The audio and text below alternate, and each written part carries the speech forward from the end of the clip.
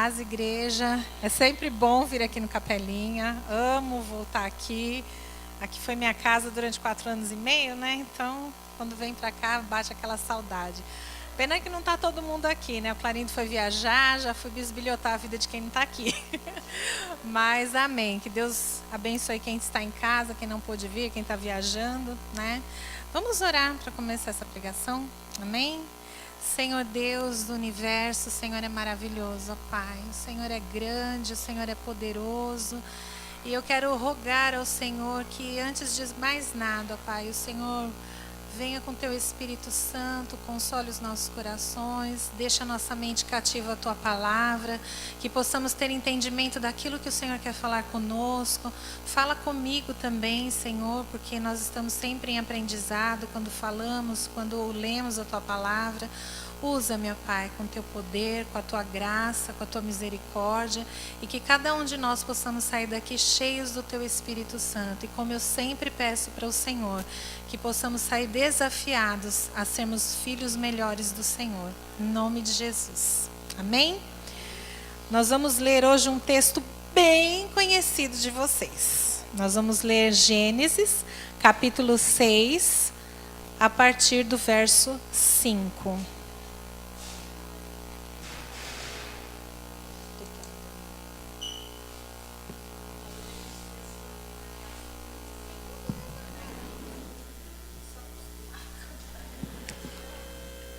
Amém? Todos encontraram? Gênesis, capítulo 6, nós vamos ler a partir do verso 5.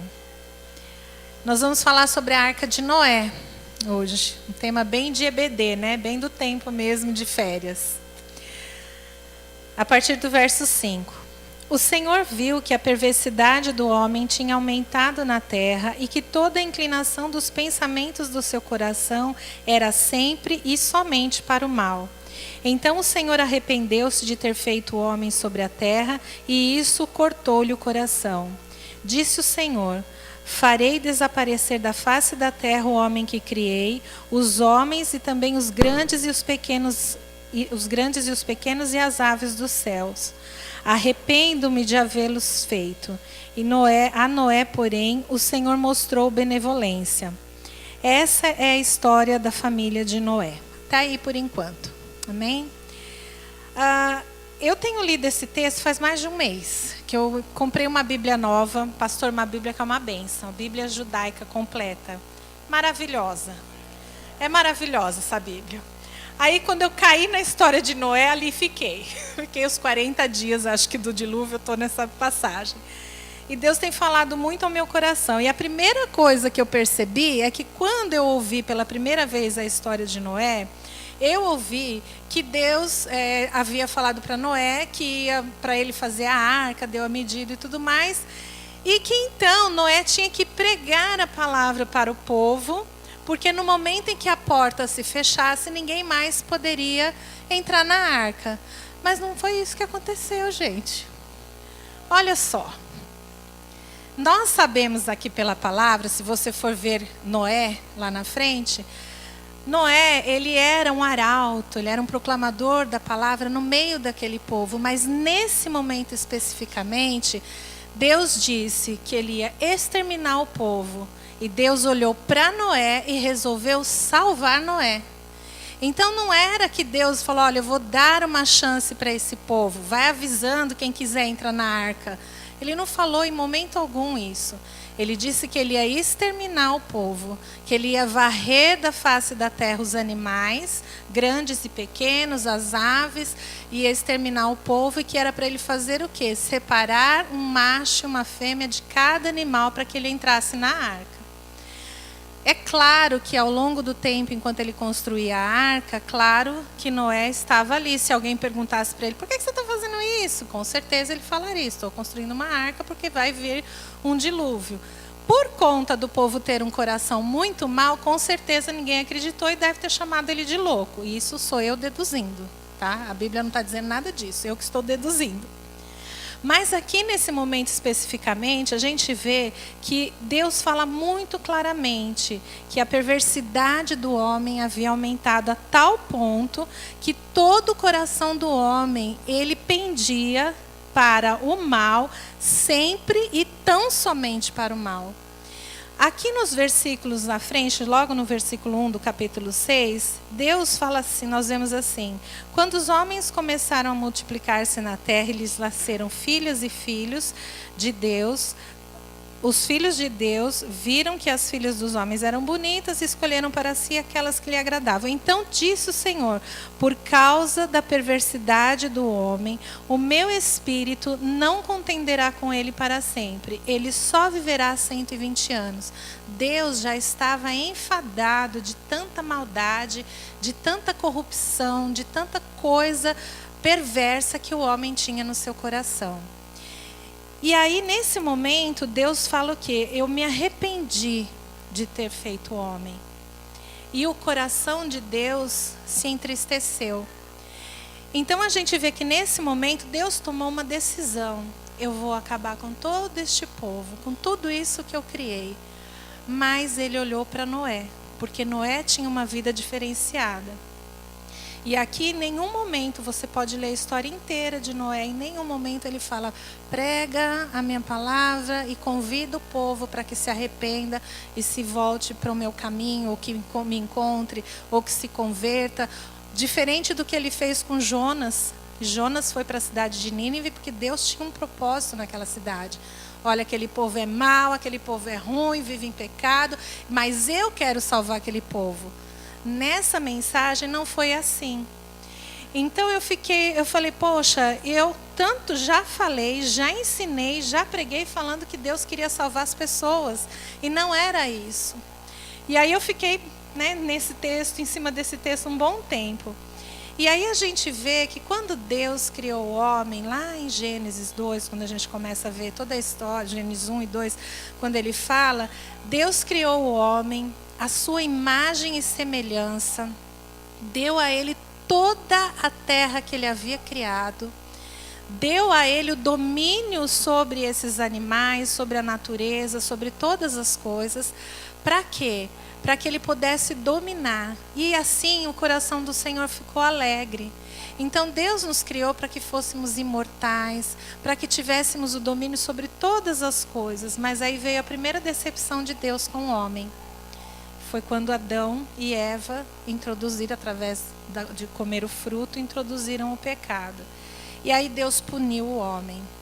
Depois a gente já vê o pecado subindo de degrau, Porque aí já virou um homicídio. Quando veio o episódio de Caim e Abel. E novamente Deus se decepcionou, mas novamente Deus puniu o homem. Mas o pecado que está no nosso DNA é uma coisa que vai consumindo a gente se a gente não se aperceber do que está acontecendo. Se a gente não der ouvidos para aquilo que Deus tem para a nossa vida, para os ensinamentos que a gente ouve, para aquilo que Deus se revela para nós, o pecado vai consumindo e você vai perdendo a visão, vai perdendo o foco. E isso foi o que aconteceu com a humanidade. Quando chegou nesse momento, Deus falou assim, o homem já é mortal. Mas até então o homem vivia o quê? 900 anos, 800 anos, Não era isso? E ele falou, eu não vou deixar mais que o meu espírito, o meu espírito aqui nessa palavra é espírito de vida, é o fôlego de vida e não o Espírito Santo. Então eu não vou mais permitir que o meu espírito fique por tanto tempo com ele. Eles vão viver 120 anos, eu vou dar um limite para que o homem possa viver. E dentro desse limite é o tempo que ele tem que estar comigo, me buscando. Essa era a ideia de Deus. Mas então não deu certo a ideia de Deus. Por quê? Porque Deus nos deu condições de tomarmos decisões. Foi o que a Rosana começou logo no culto falando. Nós tomamos decisões que depois temos que arcar com as consequências, sejam boas ou sejam ruins. Nós temos o poder de escolher as coisas. Deus jamais, na sua grandeza, na sua santidade, vai dizer para você, você tem que fazer isso. Ele vai te orientar a fazer. Ele vai te ensinar, te dando, olha, os prós e os contras. Porque se você ler na Bíblia, você vê tudo. Se você for por esse caminho, é um caminho de perdição. Logo você vai encontrar quem lá na frente? A morte. Mas se você for por esse caminho e seguir o que eu falo, ainda que você tropece, eu estou ali com você. Vamos caminhando juntos. porque não somos perfeitos. Mas esse conduz te dá o quê? Esse caminho te dá o quê? A vida eterna. Então Deus, na sua infinita e soberana vontade, deixou que o homem continuasse decidindo pelo que ele queria na sua vida. E nesse momento especificamente, ele deixa bem claro que a perversidade tomou uma proporção inigualável. Deveria ser uma coisa tão terrível que eu acho que se juntasse toda Brasília ali, ia ser bebezinho perto do que acontecia lá. Então o negócio estava difícil nessa época. Mas aí Deus, mesmo com seu coração entristecido, tomou uma decisão. E ele disse a Noé: construa a arca. Mas Deus olhou para Noé e achou graça na vida de Noé. Ele foi benevolente com Noé, que é isso que a Bíblia diz. A Noé, porém, o Senhor mostrou benevolência. O Senhor se agradou da vida de Noé. Então, mediante a toda aquela imensa multidão, que aqui não fala em números, mas ele diz que a perversidade era tamanha a ponto dele destruir toda a sua criação. Então não eram 2 ou 3, não era um vilarejo. Eram bastante pessoas, e não só ali, mas como em toda a terra, que a gente não sabe como que era dividido a população naquela época, né? Então Deus olhou para Noé, e isso a gente já tira uma lição. Deus nos vê individualmente, seja lá onde nós estivermos. Seja em que momento nós passamos, se é dentro da família, se é no trabalho, se é fora de casa, na rua, seja onde for, Deus nos vê individualmente. E Ele vai olhar o nosso coração. Então, quando nós queremos alguma coisa do Senhor, a gente tem que lembrar disso. Olha, Deus está olhando o meu coração. Deus sabe o que eu tenho no meu coração, se é puro, se é perverso, ainda que eu esteja fraquejando, ainda que eu esteja lá cambaleando, Deus me vê individualmente. E me vê também no coletivo. Deus me vê no coletivo. Ele olha aqui para essa igreja e Ele vê cada um de nós individualmente, mas também vê o desejo dessa igreja. Vê o desejo que a Sandra tem lá na família dela. Deus contempla o teu coração. Deus sabe o que você quer para a tua família. E Deus, a seu tempo, vai suprir o desejo do teu coração. Não só na Sandra, mas nessa irmãzinha também, que o marido não é crente, né? Pelo visto. E na vida de cada um de vocês, que eu conheço, que eu não conheço, porque a vida de todo mundo muda com o tempo. Mas enfim, Deus olha para a gente. E Deus olhou para Noé. E ali em Noé, engraçado, né? Deus poderia ter acabado com a humanidade, inclusive Noé, porque Noé já estava garantido, porque Noé andava com Deus. Então o céu para Noé já estava garantido. Mas Deus tinha algo para a humanidade. Deus ainda assim apostou na humanidade. Ainda assim, Deus quis que a humanidade de alguma forma continuasse. Ele poderia já logo no jardim do Éden, ele poderia ter acabado com a Eva, acabado com Adão, falando: deixa eu fazer tudo de não passar uma borracha nessa história e começar tudo de novo, mas ele não quis. Porque se ele fizesse isso, ele estaria indo contra a sua própria palavra, de ter criado o homem, a sua imagem e semelhança, com o poder de decisão, com o direito de escolher se quer ou não quer. Então Deus, ele não é contra ele mesmo. Deus falou e Deus faz acontecer, ele é fiel na sua palavra. E aqui ele olhou para Noé e achou benevolência, achou graça na vida de Noé. Ele falou: esse servo aí que tem me adorado, tem feito a diferença nesse povo. E aí a gente vê que a Bíblia diz que Noé, ele era o quê? Um homem justo. Vamos ver lá na continuação do versículo 9. Esta é a história da família de Noé. Noé era um homem justo e íntegro entre o povo da sua época. Ele andava com Deus.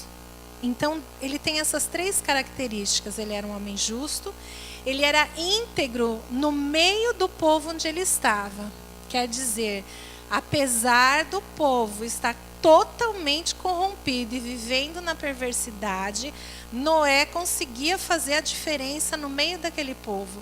Ele não se contaminava com a perversidade daquele povo. Noé era perfeito? Ele era apenas justo, mas não era perfeito. Eu não sou perfeita, nem nós, cada um de nós não somos perfeitos. Andamos no meio de um povo que caminha para essa perversidade que a Bíblia fala. porque nós não temos exemplo nenhum, nem de governantes, a sociedade está completamente corrompida. A gente vê assim que é muito difícil você ser um cristão fiel se você realmente não estiver focado em Deus. Porque eu ouço irmãos falarem assim, olha, eu vou dar um jeitinho aqui. Aí eu falo para o irmão, mas irmão, o certo não é assim.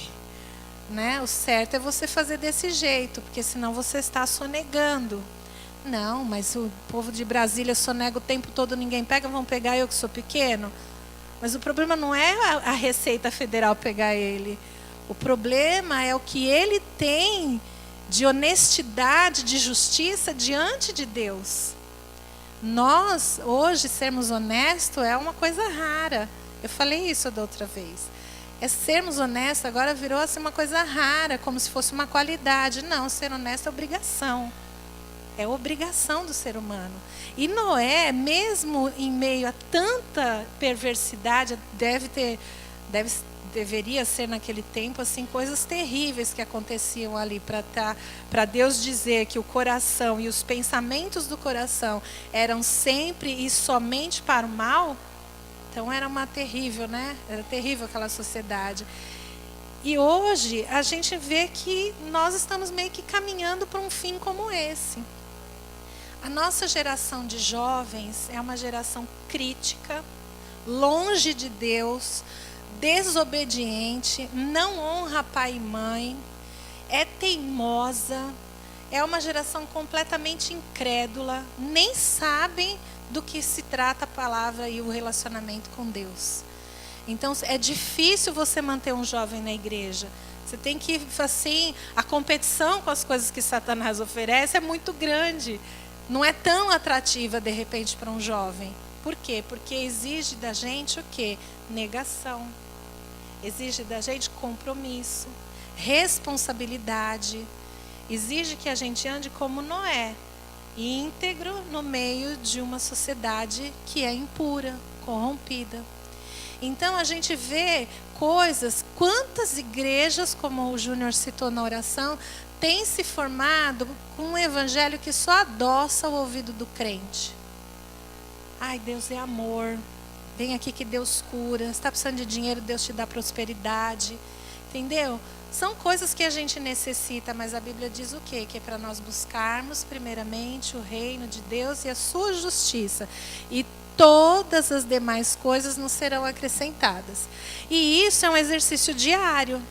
Eu não acordo cristã, cheia de virtudes, com tudo direitinho na minha vida. Não. A cada dia eu vou aprender e vou me deparar com alguma circunstância que vai me fazer estar diante da palavra de Deus e tomar uma decisão.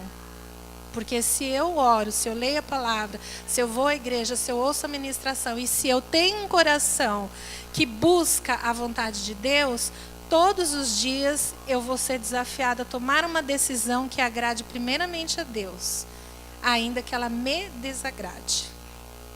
Isso é uma coisa que vai ser constante até a vinda do Senhor Jesus. Até estarmos com Deus vai ser assim. E Noé, ele tinha essa virtude de ser íntegro, apesar do lugar onde ele estava.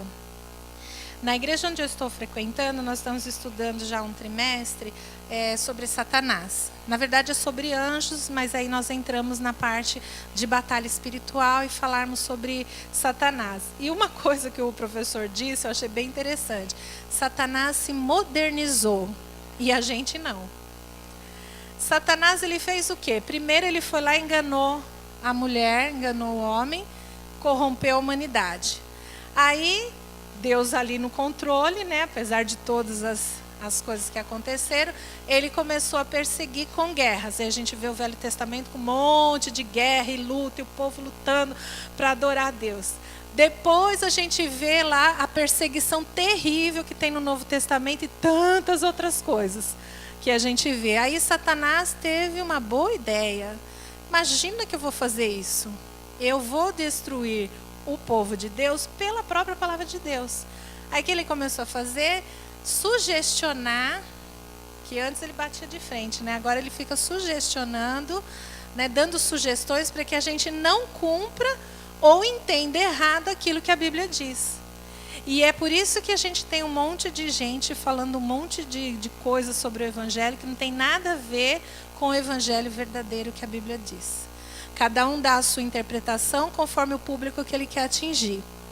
Esses dias eu recebi um videozinho no Facebook de um pastor da Universal, que ele tinha ressuscitado, e aí a esposa dele foi contar a parte dela.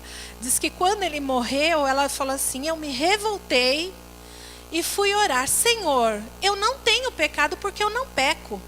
Aí eu falei: gente, algo errado com ela.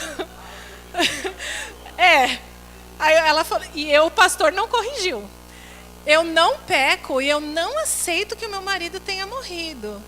Aí eu falei: bom, né, que se espera de uma pessoa assim? E todo mundo crucifica, exatamente. Então a gente ouve essas coisas. Agora você vê, se eu não estou atenta a isso, eu posso ser uma irmã, independente de batista, assembleia, presbiteriana, seja o que for, a falar: nossa, que testemunho maravilhoso, como Deus usou essa mulher. Então, quando chegar alguma coisa na minha vida, o que eu vou fazer? Senhor, eu não peco. Eu não peco, Senhor, eu não aceito essa situação na minha vida. E aí eu estou fazendo o quê? Pecando. Então, essas coisinhas é uma coisa bem pequena. Mas se eu não estou atenta, isso vai entrando na nossa mente, no nosso coração. E o nosso coração vai se corrompendo. Então temos que prestar atenção que a nossa vida, todos os dias de culto, de leitura de palavra, eu tenho certeza que vocês ouvem isso.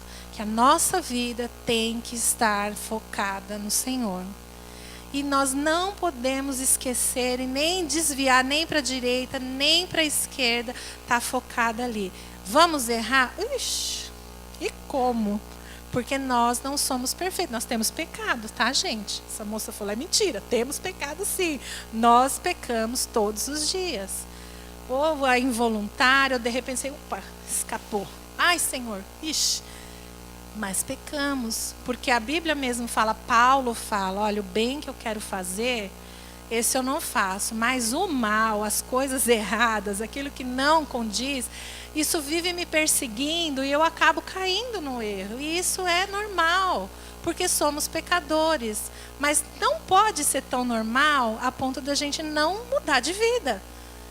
Porque aí entra naquela questão em que a graça de Deus poderosa, maravilhosa, que me salvou, porque graça é um presente imerecido, é uma coisa que Deus dá para nós, e a gente se alegra tanto de ser salvo. O que acaba acontecendo com o tempo? A gente se utiliza da graça de Deus como uma zona de conforto para que, eu errei, mas eu estou no tempo da graça. Então Deus não vai me punir com castigo, como fazia antes, de abrir a terra e cair todo mundo lá dentro. Pensou se Deus fizesse isso? Acho que não tinha ninguém aqui. Deus não faz isso como era antigamente, que a gente via assim as coisas acontecendo de uma forma completamente diferente de hoje, né? A graça de Deus nos alcançou.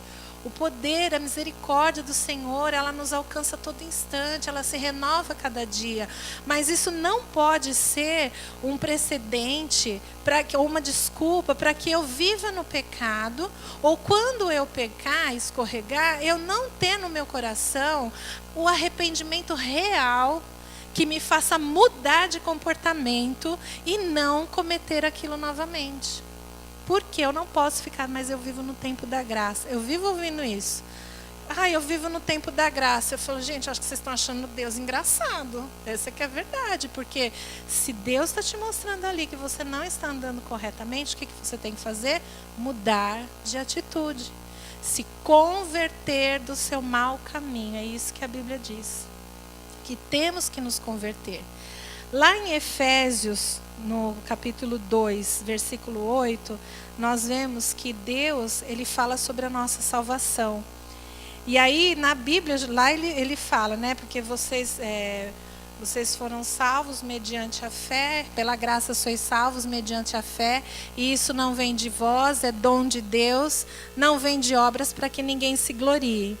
Mas eu vou ler nessa Bíblia maravilhosa judaica, que eu achei maravilhoso o texto. Olha que coisa linda.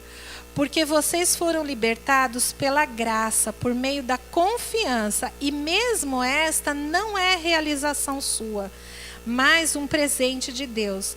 Vocês não foram libertados por suas ações, portanto, não têm do que se gloriar. Ele nos coloca no nosso devido lugar, não é? Fica quietinho aí, porque até essa graça de Deus para te salvar foi Deus que te deu. Então, se coloque no seu devido lugar, exatamente, coloque-se no seu devido lugar. Tudo que você tem, tudo que você precisa, tudo que você quer, vai vir e vem das mãos do Senhor, segundo o seu eterno propósito, segundo a sua eterna e boa vontade, segundo o seu querer, porque o querer e o efetuar vem das mãos do Senhor. Nada é feito por nosso mérito, nem por nossas realizações. Então aqui ele coloca o ser humano no seu devido lugar. E não é o que tem acontecido. Temos ouvido um evangelho corrompido, um evangelho errado. Já ouviram falar dos desigrejados? Os antigos sem igreja? É um grupo de pessoas que saíram da igreja porque não estavam bem na igreja, ou porque não concordavam com o pastor, ou porque se magoaram com alguém, ou porque aconteceu, não cansei de vir, não quero participar do culto todo domingo, não gosto desse ajuntamento de pessoas. E aí o que eles fazem? Eles vão para um grupinho menor e ali eles estudam a Bíblia. Você pode conversar com eles que de Bíblia eles são bons. Mas até conhecer a Bíblia e falar bem da Bíblia, até o diabo faz. Não é? A Bíblia fala que a gente tem que temer a Deus, porque o diabo conhece a Bíblia de ponta a ponta. Ele sabe, mais ainda porque já viu a Deus e nós ainda não, certo? Então essas pessoas são um grupo de pessoas que tem um coração magoado, e a Bíblia diz que nós não podemos ter o coração magoado. Então se nós estamos dentro de uma comunidade aqui, Capelinha, falando especificamente de vocês estão aqui, vocês não podem julgar o que vai no coração ou na vida de cada pessoa. Vocês não têm esse poder, eu não tenho, o pastor não tem, ninguém tem. Mas vocês podem fazer a diferença se o comportamento de cada um for igual ao de Noé. Ser uma pessoa diferenciada no meio da sociedade em que vocês vivem. Se aqui o pessoal é duro de coração, seja diferente a ponto dele enxergar Jesus na sua vida. Porque quando qualquer coisa tiver que acontecer aqui, vai ser das mãos do Senhor. É Deus quem opera, é Deus quem salva, é Deus quem vai convencer o homem do pecado, da justiça e do juízo. Não está na nossa mão, no nosso poder isso, mas está na nossa mão a decisão de andar ou não focado naquilo que a palavra de Deus ensina. Se a Bíblia diz que eu tenho que ser hospitaleiro, Senhor, eu tenho dificuldade de ser hospitaleiro, então me ajuda. Porque numa necessidade, não estou dizendo para você abrir a casa, vou receber todo mundo. Não é isso. Tem gente, a Cacilda é mega hospitaleira. A Cacilda é maravilhosa, né? A Cacilda, a Dulce também para receber, muito boa. Mas tem pessoas que têm dificuldade de receber. Ela está em pecado? Não. Mas num momento em que ela tenha que receber, que Deus a transforme numa pessoa extremamente hospitaleira. Para que a pessoa que estiver perto dela se sinta o quê? Bem, feliz e veja a diferença na vida dela. Então, isso é só um detalhe. Muitas outras coisas tem para fazer. Aqui vocês estão cercados de um grupo de pessoas que estão necessitadas de beber da água da vida, de comer essa palavra. Mas eles querem. E por causa disso vocês vão fazer o quê? Ficar fechado aqui dentro? Vamos só comer e beber? Vamos ficar só aqui, nós vamos nos alimentar. Que bom, que bom. Não, eu vou me alimentar e vou lá fora, mesmo sem palavras, mostrar que Jesus está na minha vida. Que Jesus está comigo. Porque o meu comportamento vai ser um comportamento diferenciado. Como era o comportamento de Noé. Íntegro no meio de uma sociedade corrompida. Então isso tem que ser a primeira coisa que a gente tem que buscar o tempo todo na palavra de Deus. Senhor, o que eu estou errando? Senhor, o que eu posso melhorar? Senhor, como eu posso ter a minha vida mais ainda diante do Senhor, fazendo a tua vontade? E o Senhor vai com certeza orientar, porque Deus, ele se agrada quando a gente busca ele. Deus se agrada, porque vai chegar um momento em que, assim como a porta da arca se fechou, as portas vão se fechar, quer sejam pela morte, ou pelo arrebatamento, ou pelo fim de tudo. A gente não tem as 2 ou 3 teorias que diz que vai ter o arrebatamento antes do anticristo, depois do anticristo, no meio do anticristo, e fica essa bagunça, todo mundo discute. Que me importa se antes, durante ou depois? O importante é que, havendo arrebatamento, eu vá junto com o Senhor. Se o arrebatamento for agora, eu tenho que estar com a minha vida em ordem para que Deus me leve. E eu tenho que mostrar os meus frutos depois para o Senhor, porque Ele vai cobrar de mim. Ele vai falar, olha, eu te dei o dom para certas coisas, te dei condições, te dei oportunidades, te dei chances e chances e chances, mas você não se interessou. A sua decisão foi de não prosseguir, de não focar naquilo que eu tinha para a sua vida. E nós vamos prestar contas dessas coisas. Então a gente tem que ter a noção de que nesse momento que nós vivemos, nessa sociedade de tanta gente falando tanta coisa, você tem que estar tão arraigado nessa palavra para que quando você ouvir um simples eu não peco, você já fala, opa, tem algo errado aí. Porque é normal entre o meio cristão, eu vou visitar aquela igreja, porque aquela igreja todo mundo está falando que é uma bênção, eu vou lá visitar. E chega lá, puxa, que culto maravilhoso, que alegria, mas você nem peneirou, nem filtrou aquilo que você ouviu. Você pode ir lá e realmente ser uma maravilha, ser de Deus mesmo, uma igreja forte, poderosa ali, na presença do Senhor, fervorosa. Pode ser bíblica, que te instrua com verdade, mas você pode estar caindo no engano. Porque hoje, milhões e milhões de palavras que a gente vê, tudo pega um pouquinho aqui, fala a verdade, no meio da verdade tem uma mentirinha lá bem sutil. E aí você traz aquilo para a tua vida. E isso vai gerando, uma sementinha que vai ali gerando, dali a pouco ela se torna uma árvore no seu coração. E depois para tirar aquilo da sua mente é complicado, é difícil. É um mover do Espírito Santo. Então, para quê? Já vamos ficar atentos. Vocês estão aqui, vocês sabem que aqui vocês estão se alimentando de uma verdade bíblica. Vocês estão se alimentando da palavra de Deus. E quando o pastor pregar aqui, quando eu vier aqui, quando qualquer pessoa vier aqui, lê a palavra. O que eu estou falando é verdade? Está dentro da palavra? Está dentro da palavra, amém. É um direito, é um dever de vocês fazerem isso. Para que não caia no engano. Para que não seja levado a qualquer vento de doutrina, a qualquer coisa que a gente possa ouvir. E aí, eu vejo lá em Hebreus capítulo 12, vamos abrir, e eu vou ler na nossa Bíblia judaica. Estou apaixonada, você percebeu, né? Amei essa Bíblia. Essa Bíblia é boa. É porque eu vou explicar para vocês por que eu estou amando essa Bíblia. Porque essa Bíblia, ela é uma Bíblia judaica. Ela foi escrita por um judeu convertido, messiânico.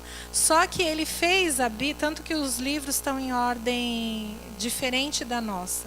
Então não é uma Bíblia para você levar num culto, e ficar acompanhando. É uma Bíblia para você ter uma leitura gostosa.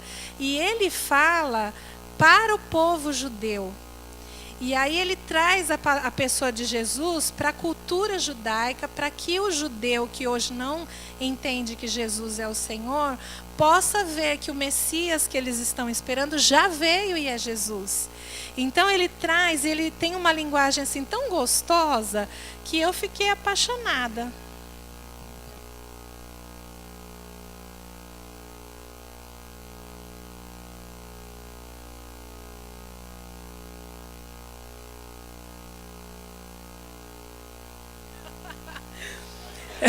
Nossa, realmente estava fraca. Oh, meu Deus. Então, e essa Bíblia ela é maravilhosa por causa disso. Então, na hora que você vai ler, ela traz palavras assim, tão claras que não tem como você duvidar, né? Então, ele está ali, e não é que ele escreve exatamente, a Bíblia dele é igual à nossa, só algumas palavras que a gente vê que é diferente, né? Mas tem um sentido talvez mais profundo, e por isso que eu amei. Mas em Hebreus 12, do verso 14 a 16, ele diz assim: esforcem-se para viver em paz com todos e para serem santos. Sem santidade ninguém verá o Senhor. Cuidem para que ninguém se exclua da graça de Deus, que nenhuma raiz de amargura brote e cause perturbação, contaminando a muitos, que não haja nenhum imoral ou profano, como Esaú, que por uma única refeição vendeu os seus direitos de herança como filho mais velho. Aqui. Como vocês sabem, posteriormente, quando quis herdar a bênção, foi rejeitado e não teve como alterar a sua decisão, embora buscasse a bênção em lágrimas. Então, vocês se lembram da história de Esaú, que ele estava com muita fome e vendeu o direito dele de herança como filho mais velho por um pratinho de lentilhas. E aí quando ele saciou e se deu conta que ele foi lá para buscar a benção dele, ele foi rejeitado porque ele já havia vendido o seu direito para o outro irmão.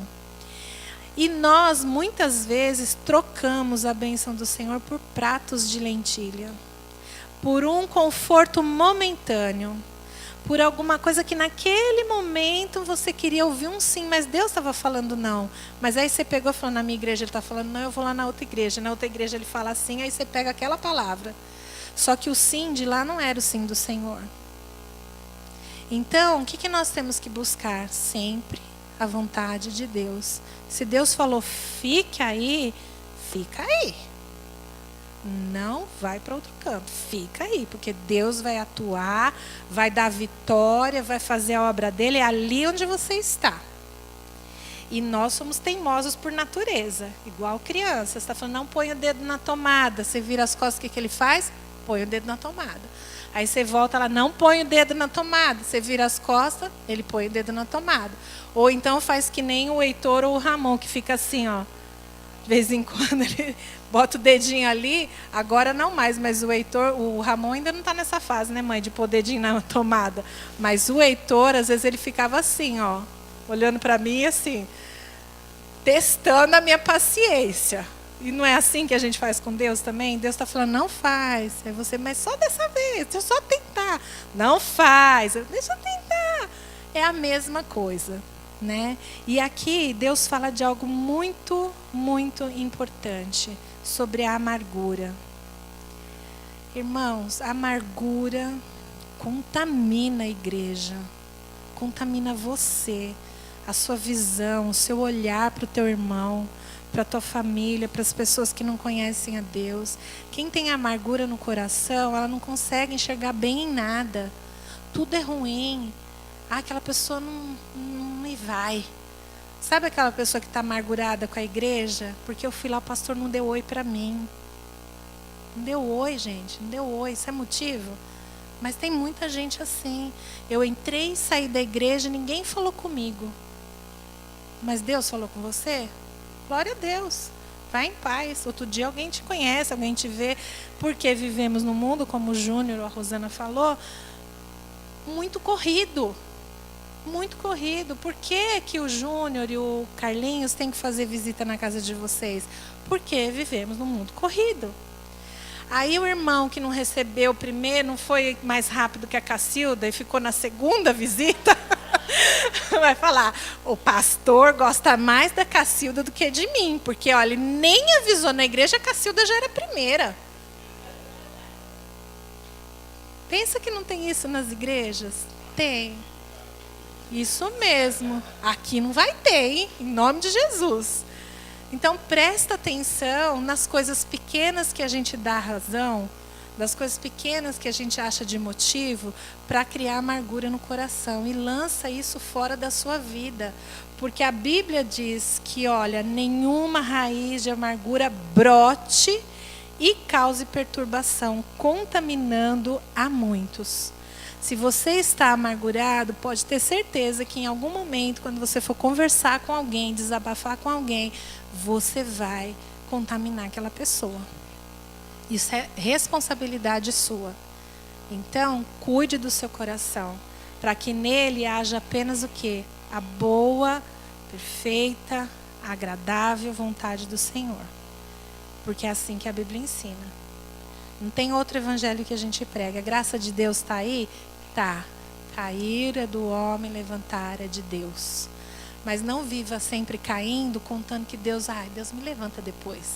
Não é assim que funciona. Certo?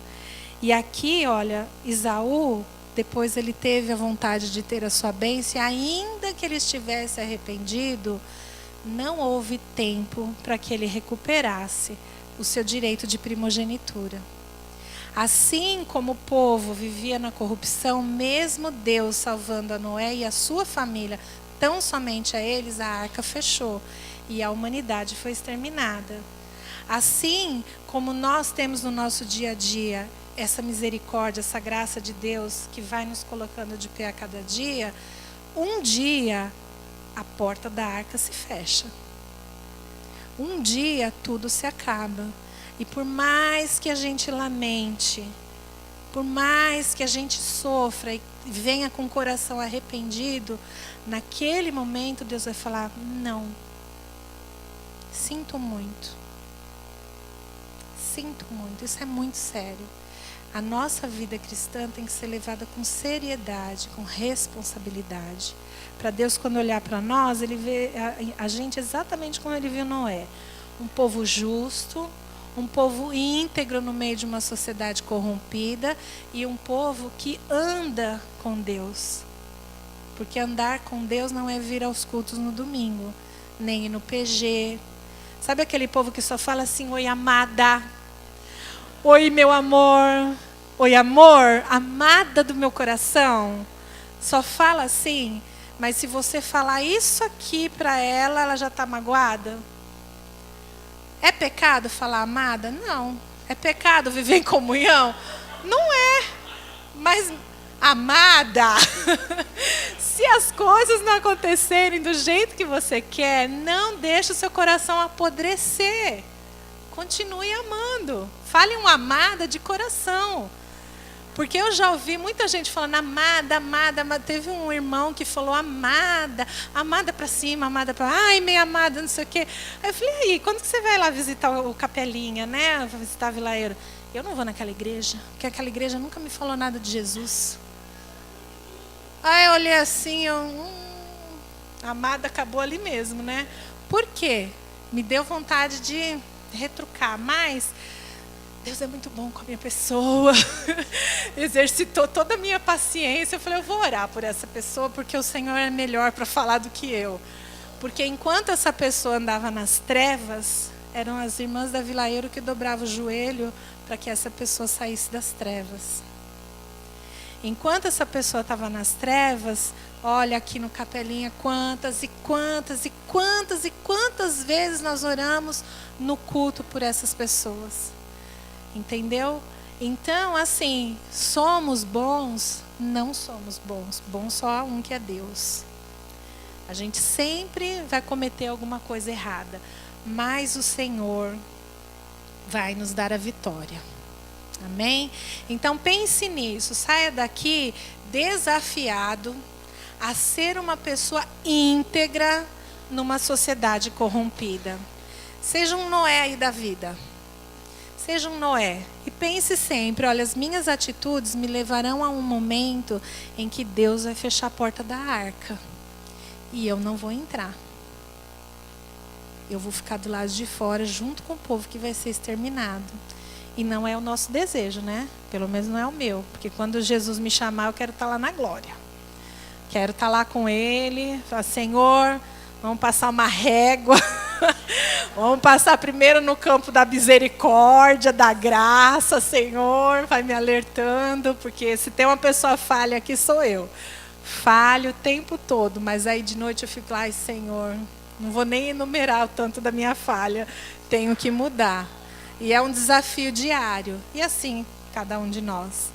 Mas o meu desejo é que aqui no Capelinha continue crescendo, continue vindo pessoas novas, mas que cada um que entrar aqui possa enxergar em cada um de vocês essa integridade. Um povo que tem compromisso com a verdade do Evangelho, que tem um compromisso real com Deus, que não se corrompe com qualquer pratinho de lentilha, que tem ideia de que o Senhor é o Senhor do universo e a Ele, somente a Ele, pertencem todas as coisas e as decisões da nossa vida. E se entregue, deixa Deus agir, deixa Deus trabalhar no seu querer, nos seus planejamentos, porque Deus sempre tem o melhor. Ele nunca vai ter o pior para a gente. E aí, se de alguma forma cairmos, aí a gente volta lá no que foi lido no comecinho do culto. Se a gente se humilhar e orar e buscar ao Senhor e se arrepender dos nossos maus feitos, então o Senhor virá, nos curará, nos libertará do pecado e nos dará a vitória para a gente caminhar bem e feliz com o Senhor. Amém? Amém, pastor.